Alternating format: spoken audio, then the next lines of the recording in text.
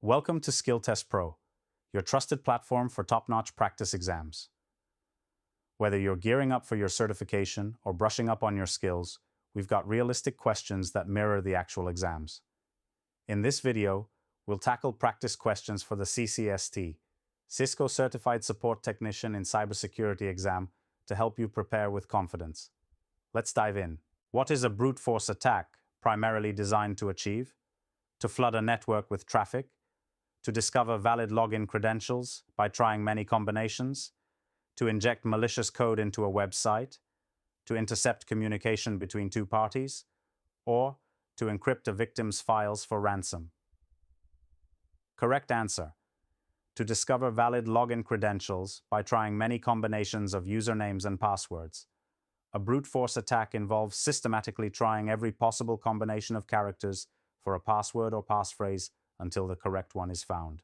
When reviewing system logs for security anomalies, what would be an unusual entry that might indicate a privilege escalation attempt?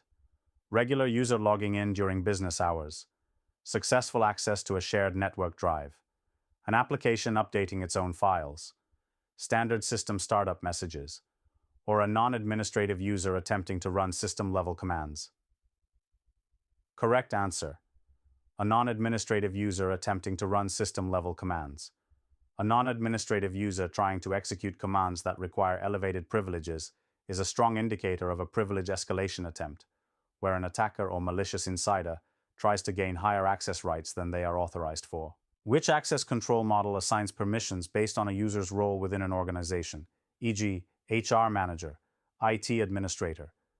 Discretionary access control (DAC), role-based access control (RBAC), mandatory access control (MAC), attribute-based access control (ABAC), or rule-based access control.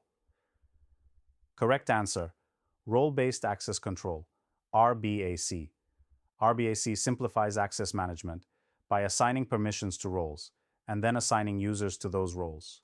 Users gain the permissions associated with their assigned roles. What is the main security benefit of implementing network address translation, NAT, in a home or small office network? It encrypts all internet traffic. It hides internal private IP addresses from the public internet. It speeds up internet browse. It assigns dynamic IP addresses to devices, or it blocks all incoming connections. Correct answer: it hides internal private IP addresses from the public internet.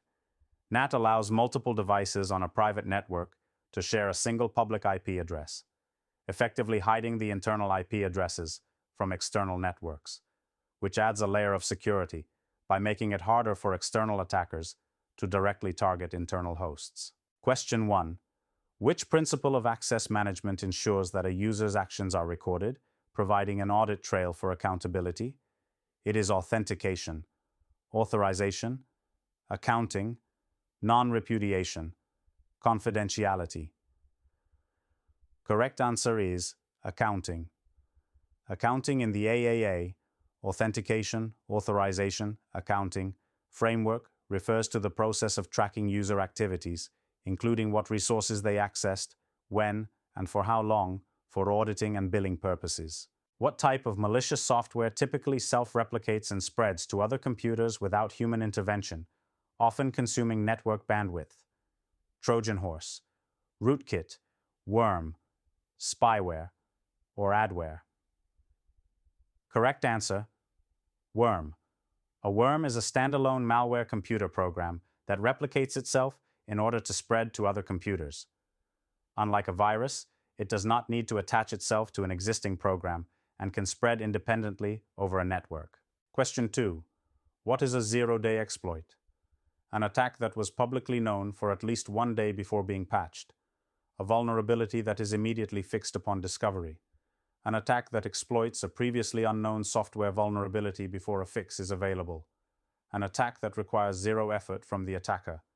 An exploit used only on the first day of a system's operation. Correct answer is an attack that exploits a previously unknown software vulnerability before a fix is available.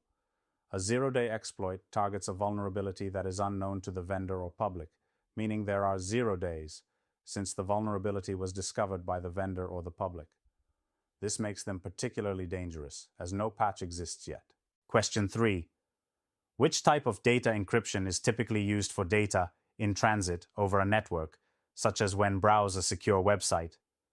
Symmetric encryption, asymmetric encryption, hashing, digital signature, or transport layer security, TLS? Correct answer: transport layer security, TLS.